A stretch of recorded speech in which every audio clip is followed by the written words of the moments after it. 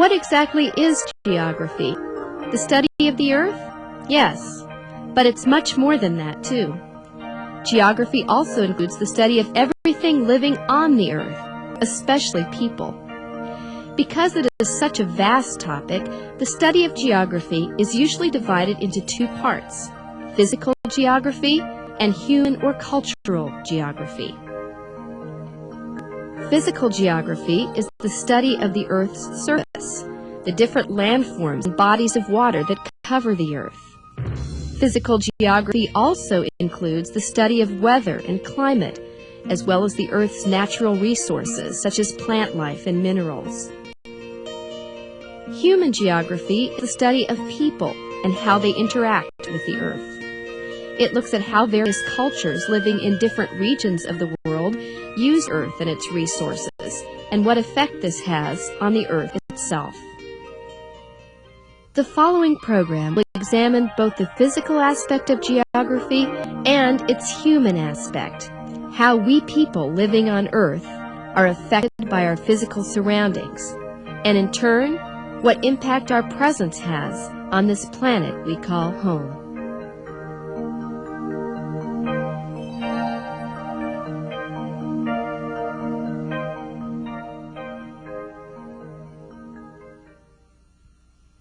Over time, we have developed tools to help us better understand the Earth. For thousands of years, people looked at the world and tried to record what they saw. Motivated by the desire to find shorter trade routes, as much as by the desire for knowledge, early explorers traveled the world and drew maps of the places they had been. The maps they drew ranged from early whimsical attempts to later ones that were surprisingly accurate. The exploration of our world continues to this day, but explorers have the advantage of being able to study the Earth from space. Photographs taken from orbiting satellites have given us a more exact picture and a better understanding of the Earth. The primary tools that geographers and explorers have developed to study the Earth are maps and globes. A globe is a model or small copy of the Earth. Looking at a globe is like looking at the satellite pictures taken from space. Because a globe is round like the Earth, relative shapes, sizes, and distances are shown quite accurately. Globes, however, have their disadvantages. They're hard to carry around, and they can only show you one side of the Earth at a time. Maps are flat drawings of the Earth. Unlike globes, they can let you see the whole Earth at once. Or they can show you just a small part of the Earth, such as your town, in great detail. However, because the Earth is round and maps are flat, they do not show relative shapes, sizes, and distances as accurately as globes do. Geographers have found ways to solve the problem of drawing a round world on flat paper. They call these drawings projection maps. There are a number of different types of projection maps, and each has its particular advantages and uses. Mercator projection provides an accurate picture of shape and direction and is often used for ship navigation. The Robinson projection shows relative sizes more accurately, so is useful when making comparisons between places on the Earth. When discussing the Earth, geographers often divide it into two hemispheres. The word hemisphere means half a sphere, or half of the Earth. One division is made along an imaginary line halfway between the North and South poles. This line is called the equator. The equator divides the Earth into the Northern Hemisphere and the Southern Hemisphere. Another imaginary line divides the Earth into the Eastern and Western Hemispheres. This line is called the prime meridian. In order to identify locations on a map or globe, geographers have created a system of imaginary lines called lines of latitude and lines of longitude. Latitude lines run east and west, longitude lines run north and south. These lines are measured in degrees. Degrees are further broken down to minutes and seconds. The equator is the starting point for measuring lines of latitude. The equator is 0 degrees latitude. Latitude lines are measured by the number of degrees they lie north or south of the equator. The prime meridian is 0 degrees longitude. Lines of longitude, then, are measured in the number of degrees they are east or west of the prime meridian. Together, these lines create a grid, or series of crisscrossed lines, to help you locate a point on a map or globe. When describing a location, we often speak of it in terms of direction. You already know north, south, east, and west. These 4 directions are called the cardinal directions. In between, there are 4 intermediate directions. Northwest, one intermediate direction, is halfway between north and west. The other 3 intermediate directions are northeast, southeast, and southwest. When using maps and globes, it helps to know what their scale is. The scale tells you their size in relation to the Earth.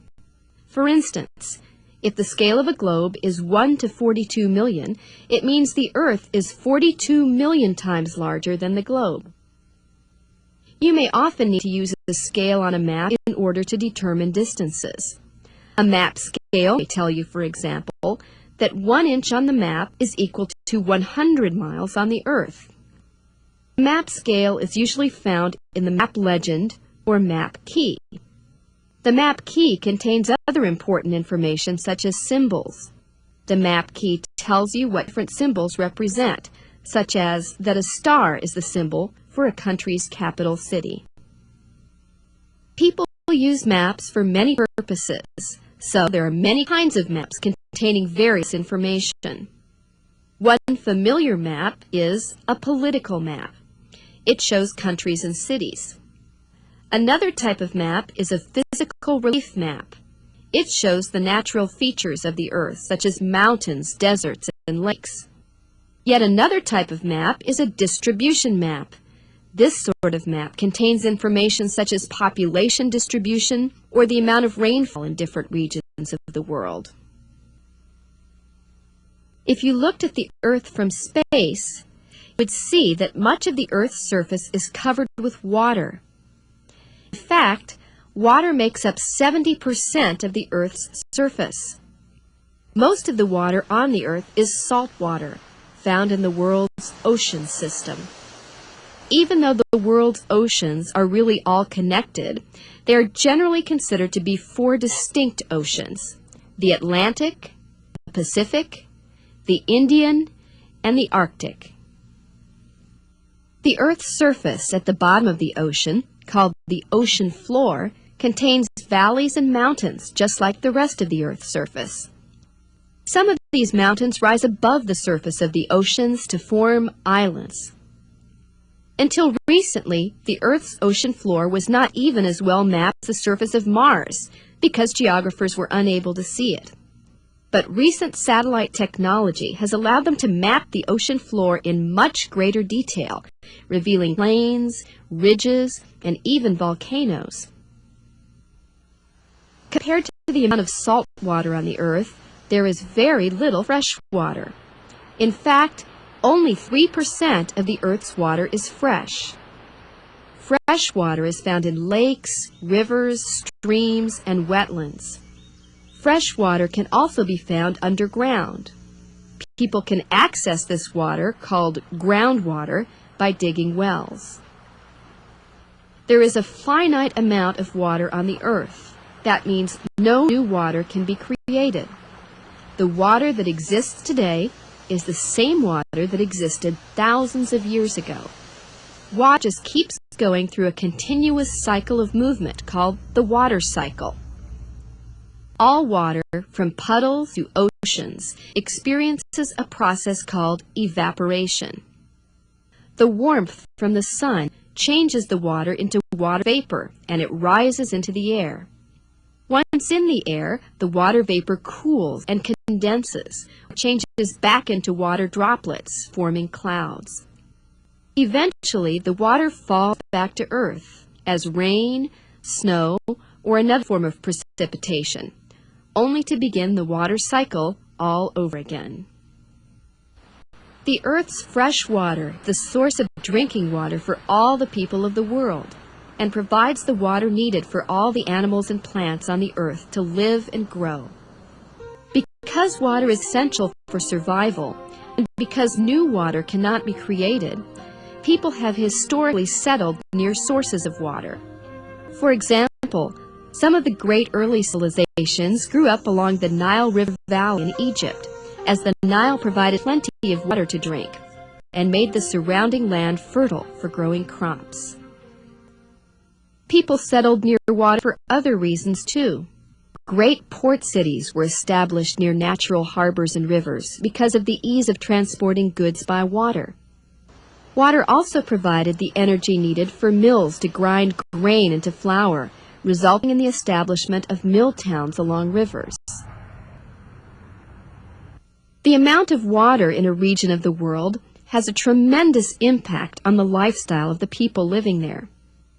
Water affects what they eat, what kind of jobs they hold, as well as how they travel. People living in Japan, for example, tend to eat a great deal of fish and seaweed because their country is surrounded by the ocean. Many Japanese make their living as fishermen, and when people travel in Japan, they often find it easiest to go by boats as their country is made up of thousands of islands.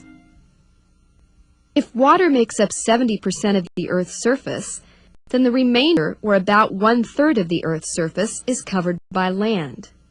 The largest areas of land on the Earth are 7 continents. These continents are North America, South America, Europe, Asia, Africa, Australia, and Antarctica. Some of these continents are connected to one another. Europe and Asia are sometimes referred to jointly as Eurasia. The Ural Mountains are usually considered the dividing line between the two.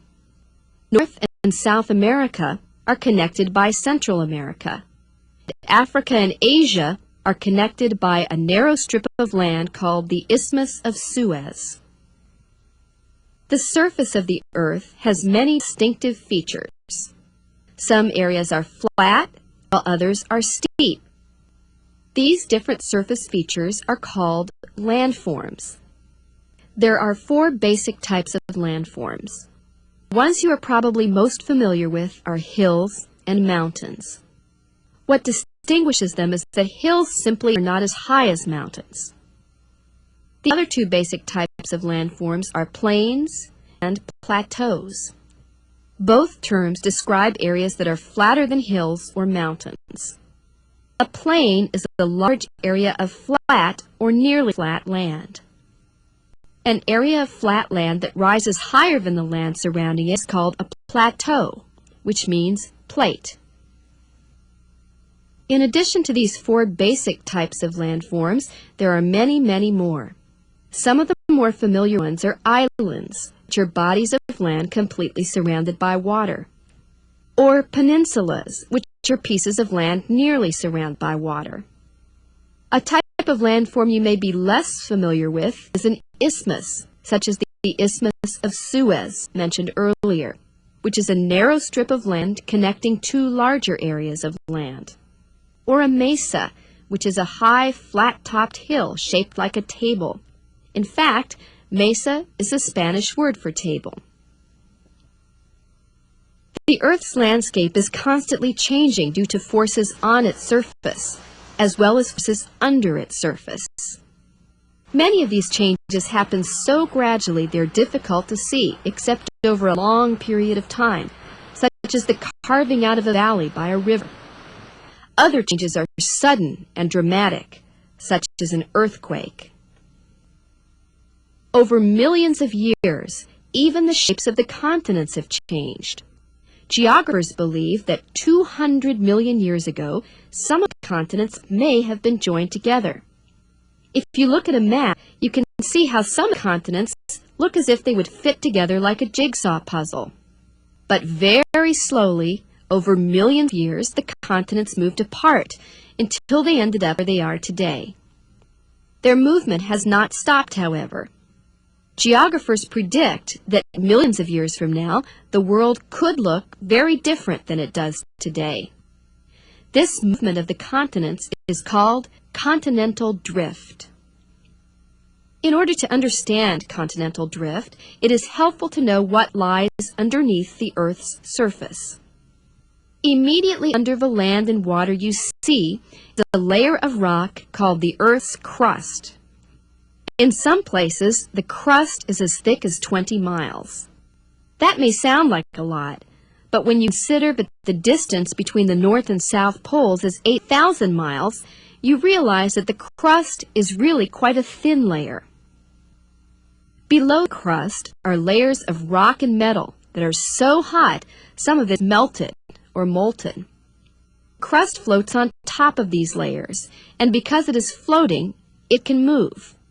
The Earth's crust does not move all in one piece, however, but in large segments called plates.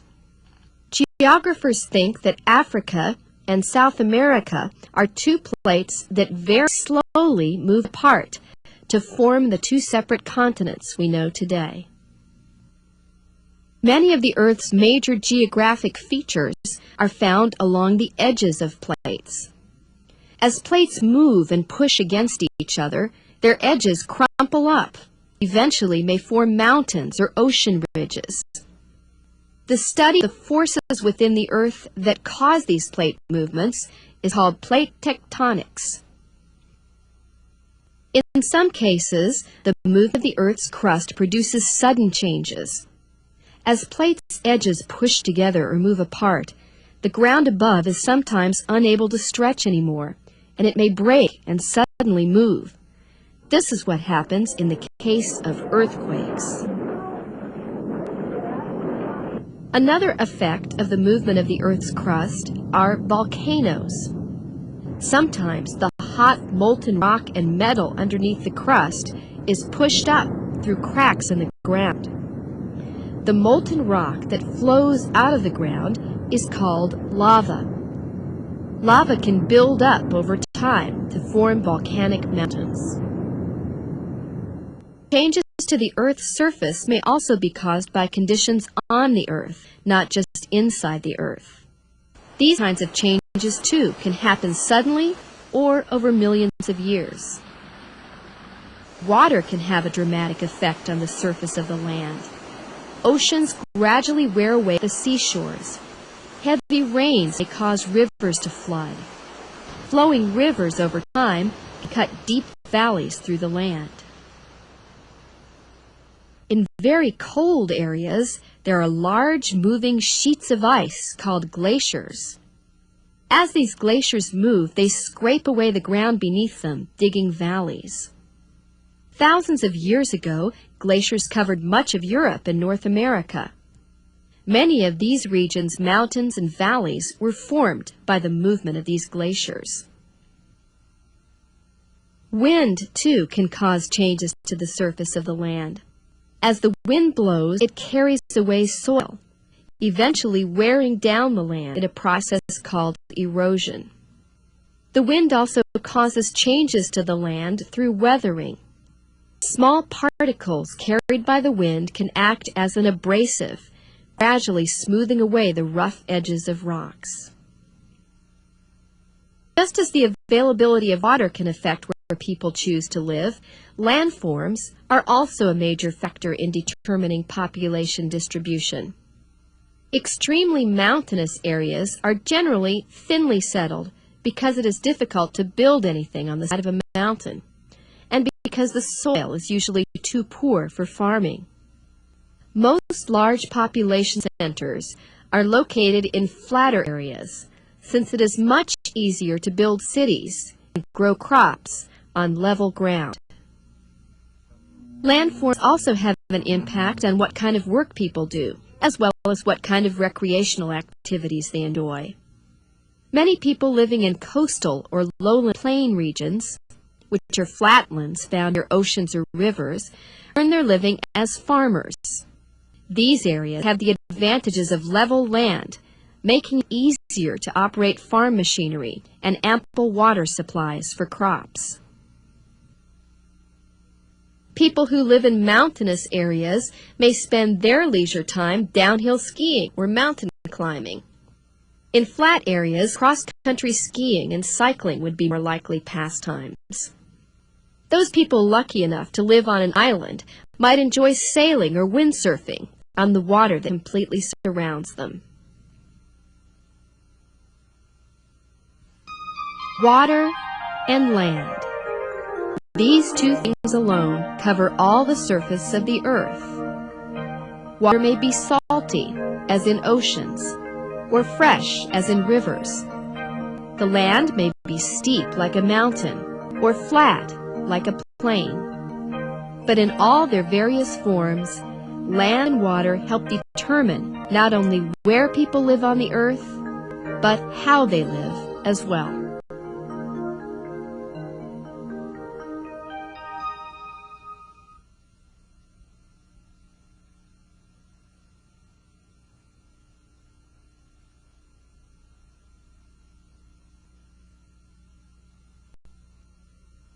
What do we call two sets of lines that geographers have created to help locate places on a map or globe? What are the two lines that divide the Earth into the northern and southern hemispheres and the eastern and western hemispheres?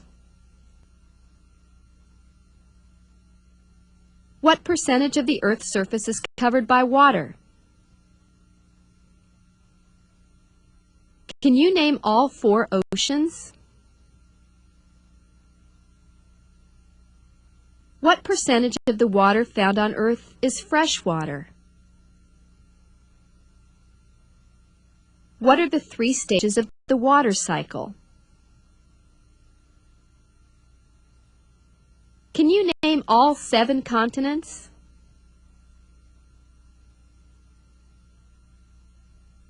What are the 4 basic types of landforms found on the Earth? What name have geographers given to the movement of the continents over millions of years? Where would you be more likely to find a large population center?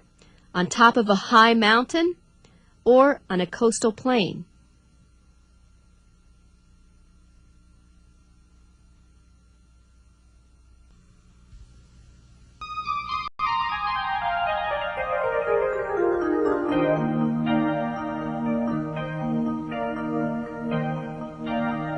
When you think about geography, perhaps the first thing that comes to mind is land. You might think of the continents, or of the many different landforms found on the earth. Water, too, might come to mind, such as oceans and rivers and lakes. You might also think of the people living on the earth, and how their lives are affected by the land and water around them. Certainly, the study of geography would have to include land and water, for these two things cover all of the surface of the earth. But in addition to land and water, there is another feature geographers consider when studying the earth. This feature is climate. Climate is, simply put, the weather pattern of a region of the world over a long period of time. Many factors influence a region's climate. Perhaps the most important of these is the sun. The sun is the source of all light and warmth for every place on Earth. However, not all places receive the same amount of sunlight. This is because of the way in which the Earth moves around the sun. The Earth is constantly in motion. It is continually spinning on its axis, an imaginary line running through the center of the Earth, from the North Pole to the South Pole. This motion is called rotation. At the same time the Earth is rotating on its axis, it is also traveling around the sun. This second movement is called revolution. The amount of time it takes for the Earth to make one revolution around the sun is called a year. The Earth's axis is not straight up and down, tilted. Because of this, the Earth revolves around the sun. Different parts of the Earth are tilted towards the sun at various times of the year. For example, in July, the northern hemisphere is facing toward the sun. Half a year later, in January, it's tilted away from the sun. This movement of the Earth results in the different seasons of the year. When a hemisphere is tilted toward the sun, it receives more direct sunlight. The more sunlight a place gets, the warmer it becomes. Of course, if one side of the Earth is facing toward the sun, the other side must be facing away from the sun. When a place gets less sunlight, the weather becomes colder. So, for example, when it is winter in the northern hemisphere, it is summer in the southern hemisphere. There are other factors besides the sun that determine climate. In some places, the weather stays warm year-round, while in other parts of the world, it is cold all the time. One reason for this is latitude. Latitude is the distance a place lies north or south of the equator, measured by imaginary lines called lines of latitude. There are 5 latitude lines geographers use in discussing climate. The first one is the equator. Places located near the equator receive large amounts of sunlight all year round and are warmer than other places on Earth. 23.5 degrees north of the equator is a line of latitude called the Tropic of Cancer.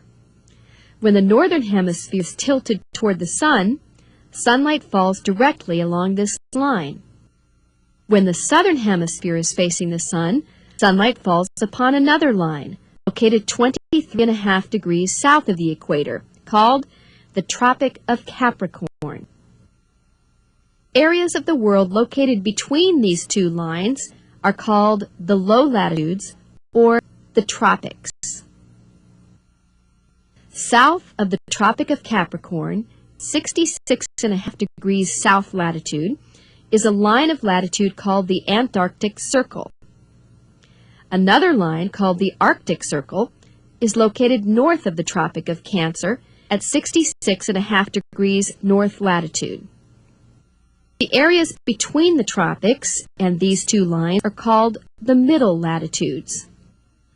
The sun never shines directly on these areas, so places located here are cooler than in the tropics. The middle latitudes are also known as the temperate regions. North of the Arctic Circle and south of the Antarctic Circle are the high latitudes, or polar regions. These areas receive the least amount of sunlight, so places here are very cold. In fact, for half the year, these areas get no sunlight at all. Another factor that determines a region's climate is elevation. Elevation is the height of an area above sea level. Generally, the higher an area's elevation, the colder its climate. Because of this factor, snow can be found year-round on top of high mountains, even when the weather is warm down below. Another important aspect of a region's climate is the amount of precipitation that falls. In some places, it rains or snows nearly every day.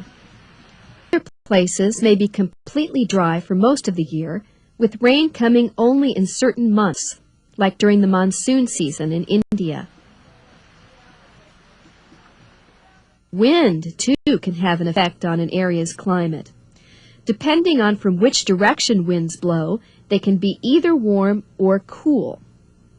Winds blowing from the tropics carry with them warm air. Similarly, winds blowing from polar regions bring cold air. Water currents can act the same as wind currents by carrying warmth or coolness from one part of the world to another. One example of this is the Gulf Stream. The Gulf Stream refers to ocean currents that carry warm water from the Gulf of Mexico to places as far north as Norway.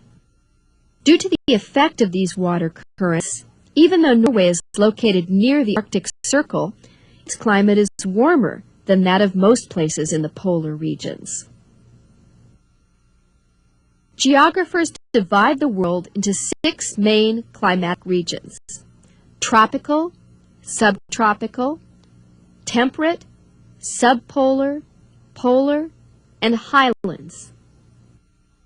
Each of these climatic regions are defined by both temperature and precipitation.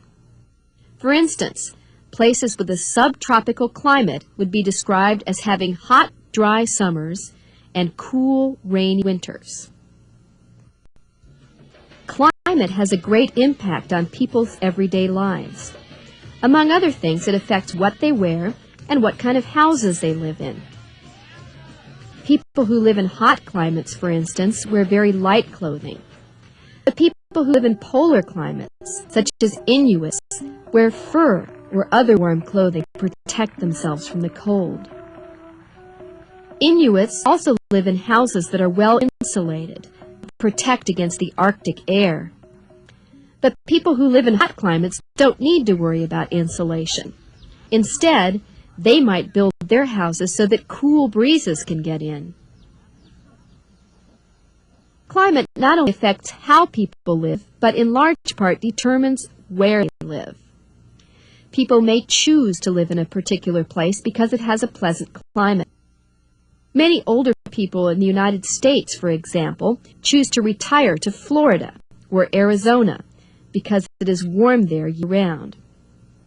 Very few people live in places that are too cold, such as Antarctica, or too hot and dry, like the Sahara Desert. Another feature geographers consider when studying a place is natural resources. Natural resources are the materials found in nature that people utilize in their lives. Water, land, and air are Earth's 3 basic resources. Other natural resources come from these 3, such as plants that grow on land or fish that live in water. The top layer of the land, the soil, is essential for the growth of another natural resource, vegetation. Trees, flowers, grasses are all different forms of vegetation. There are 5 main types of natural vegetation regions found on the Earth: forest, savanna, grassland, tundra, and desert. A forest is a place where trees are the main form of vegetation. Trees require a lot of water, so forests are generally found in climatic regions with frequent precipitation. Savannas are grassy areas with some trees growing. Savannas are found in regions that receive less precipitation than forest areas. Grasslands may be covered with a variety of different types of grasses. Grassland regions receive less rainfall than savannas and have few, if any, trees. A tundra is a type of plain found in polar regions. Here, the ground underneath the soil remains frozen all year long. The surface, however, is warm enough to allow small plants such as grass and moss to grow. Trees cannot grow on tundra. Deserts are dry areas where very few plants grow. Only plants that can live for long periods without water, such as cacti, can survive here. If you looked at a map of the natural vegetation regions of the United States, you would see that nearly the entire eastern half of the country is covered by forests. But you know that in reality it is not. That is because people have adapted the natural vegetation of the area to fit their needs. In this case, they have cleared some of the forests to create farmland to grow crops. Food crops, such as grains, fruits, and vegetables, and industrial crops, such as cotton and rubber, are all examples of planted vegetation. Another way in which people change the natural vegetation of an area is by supplying water to a dry region in order to make the land suitable for farming. This process is called irrigation. Much of the western half of the United States depends on irrigation in order to grow crops. Vegetation is an example of a renewable resource. Crops can be grown, harvested, and replanted over and over again. When trees are cut down to make paper products, new trees can be planted in their place. People depend on the land as a resource, not only for what grows on the land, but also for what forms in the land. Natural resources found in the land are called minerals. Minerals are usually divided into two categories, metals and nonmetals. Metals generally are solid, shiny, and can be molded and shaped. Some metals are rare and therefore quite valuable, such as gold and silver. Others, like aluminum and iron ore, are more plentiful and are used in great quantities for manufacturing. Non-metals include a wide variety of minerals used for many different purposes. Some, such as nitrates and sulfurs, are used as fertilizers. Others, such as sand and clay, are common building materials. The human body requires small quantities of minerals as nutrients to help function properly. Fossil fuels are another form of non-metal minerals. Fossil fuels include coal, petroleum oil, and natural gas. They get their name because they are formed from the fossils of dead plants and animals. Fossil fuels have many important uses, such as heating buildings and running machinery, such as automobiles. Unlike vegetation, people cannot grow new minerals. They can only mine or take out of the ground what exists naturally. Minerals, then, are a non-renewable resource. Some minerals, however, can be reused. Aluminum cans, for example, can be melted down and used to make new aluminum products. This method of using things over again is called recycling. Recycling and conservation will help make Earth's mineral resources last longer. Air and water, Earth's two other basic natural resources, are just as valuable as land. In fact, life on Earth could not exist without air and water. When geographers and scientists talk about air, they usually refer to it as the Earth's atmosphere.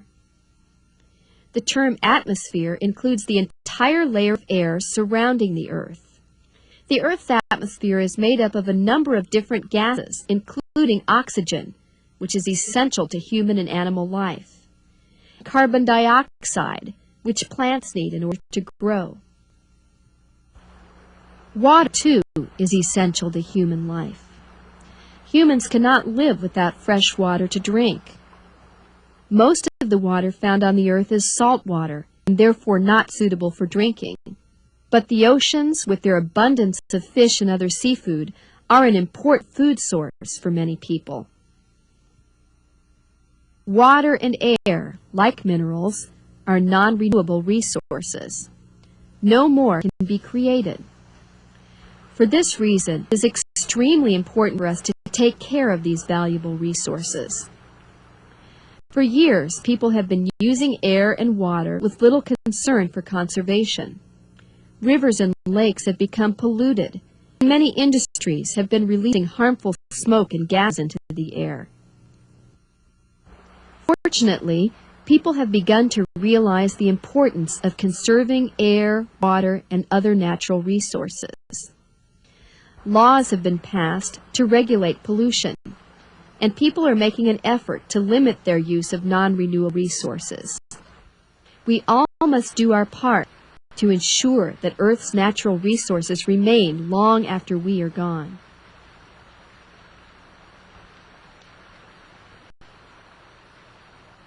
Just as water, landforms, and climate influence people's lives, natural resources, too, affect how people live in different regions of the world. For example, The natural resources available in a particular region can determine the type of houses people live in.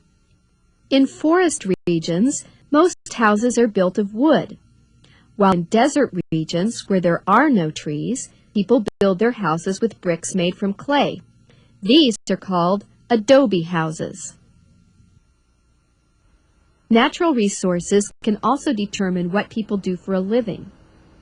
In areas with coal and iron ore deposits, many people work as miners. These mineral resources also provide jobs for those who process the iron ore into steel at steel mills. The Earth is a vast place containing many different bodies of water, landforms, and climates, and there are people living in nearly every region of the Earth. However, people are not scattered evenly across the Earth. Some areas are quite heavily populated, while others are more thinly settled. When geographers discuss the number of people living in an area, they use the term population density. Population density is affected by a number of geographic factors. Few people live in areas that are too dry, like the desert, or too cold, like Antarctica. They don't live in areas that are too hard to reach, such as extremely mountainous regions. And they don't live in areas where the soil is too sandy or too rocky for farming. Instead, most people live in areas where they can find the natural resources to meet their needs. And since resources are not distributed evenly across the Earth, neither are people. Historically, people have settled in areas with good soil, a fresh water supply, and ample sunlight. With these things, they were able to grow the food they needed in order to survive. Other natural resources, such as minerals and fossil fuels, attracted people too.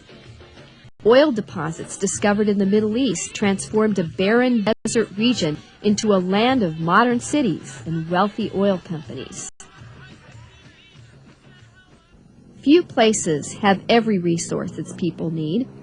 As a result, people have had to engage in trade with other parts of the world in order to obtain the resources they want. When people from different areas come into contact with one another, often more goods are exchanged. They also trade ideas and customs. This interaction among different regions of the world leads us to our final discussion. When studying geography, you often hear the word region. But what exactly do we mean by region? Geographers define a region as an area with several things in common, sets it apart from other areas of the world. Geographers divide the world in regions in order to study it more easily. Often, a region is defined by its landforms, such as the Rocky Mountain region of the United States, or by its climate, such as the tropics. But most often, a region is defined by its culture, meaning the people living in the region share common cultural practices, such as language, religion, and art, and have common ideas about government and economics. More and more these days, people from different regions of the world are coming into contact with one another. Advances in technology have made transportation and communication easier and faster. And more people from different regions of the world are beginning to depend on each other for goods and ideas. This has resulted in what geographers call global interdependence. As our world becomes more and more interdependent, the need to learn about other places grows increasingly important. As our world continues to interact, people from different regions will hopefully grow to have a better understanding of one another. And eventually, perhaps we'll see that the things we have in common are more important than our differences.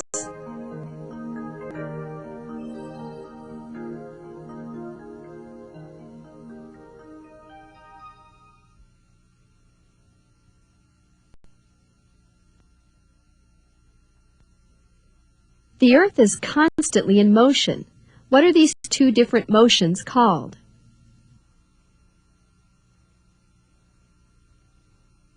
Can you name the 6 climatic regions of the world?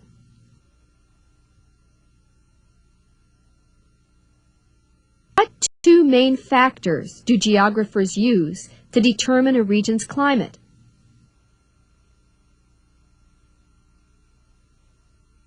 Where would you find the warmest climates? In the low, middle, or high latitudes?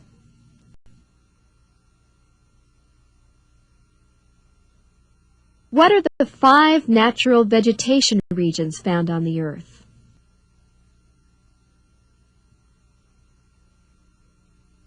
Can you name 2 ways people might change the natural vegetation of an area to fit their needs?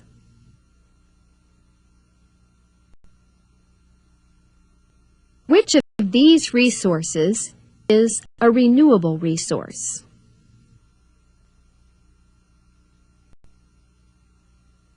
Minerals are divided into 2 different categories. Can you name them?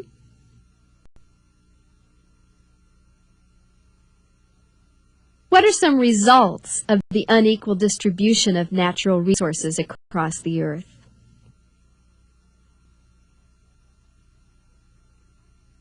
How do geographers define region?